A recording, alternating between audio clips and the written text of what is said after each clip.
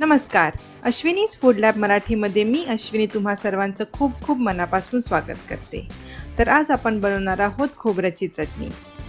इडली, डोसा, उत्तप्पम, आप्पे कुठल्याही डिशसोबत ही खोबऱ्याची चटणी तर तुम्ही खाल्ली असणारच आहे.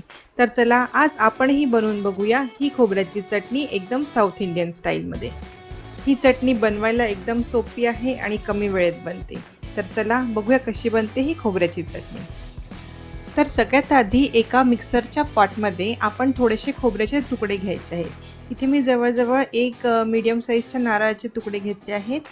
तुम्हाला चटणी किती करायची आहे आणि त्यात खोबरं किती जास्त प्रमाणात पाहिजे आहे त्याप्रमाणे तुम्ही खोबऱ्याचं प्रमाण घेऊ शकता. त्यानंतर त्यात आपण थोडासा कढीपत्ता घालायचा आहे.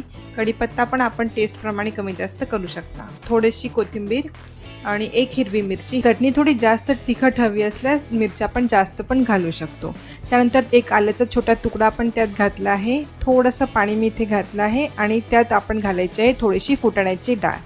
फुटाण्याची डाळ आपण थिकनेस वाढवण्यासाठी घालणार आहे. त्यानंतर चवीपुरते मीठ, चवीपुरती थोडीशी साखर. कन्सिस्टन्सी ॲडजस्ट करायसाठी तुम्ही इथे थोडं जास्त पाणी पण घालू शकता. यानंतर आपण याला मिक्सर करून घ्यायचे आहे. मिक्सर झाले की आपली बेसिक चटणी बनवून तयार आहे. ही आपण एका बाउलमध्ये काढून घेऊया. आता आपण याला देऊया तडका. जर तुम्हाला ही चटणी ऑइल फ्री पाहिजे असेल तर ही तुम्ही चटणी अशीच बिना तडक्याची पण खाऊ शकता. पण तडका दिला तर ही चटणी अप्रतिम लागते. तडक्यासाठी आपण एका छोट्या कढईत थोडंसं तेल गरम करायचं आहे. इथे जवळजवळ 2 ते 3 छोटे चमचे आपण तेल वापरलं आहे. शक्य असल्यास तुम्ही इथे खोबऱ्याचं तेल वापरा, त्याने खूप छान टेस्ट येते आपल्या चटणीला.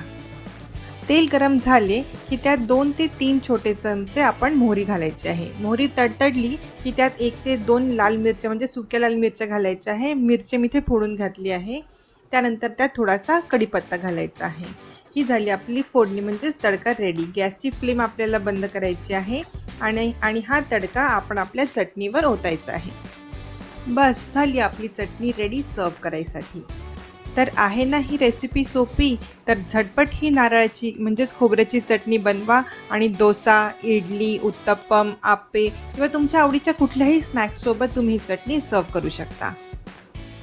तर माझी ही रेसिपी वापरून तुम्ही नारळाची चटणी नक्की बनवा, खा आणि सगळ्यांना खाऊ घाला आणि कमेंट बॉक्समध्ये मला सांगा की तुमची ही खोबऱ्याची चटणी कशी झाली.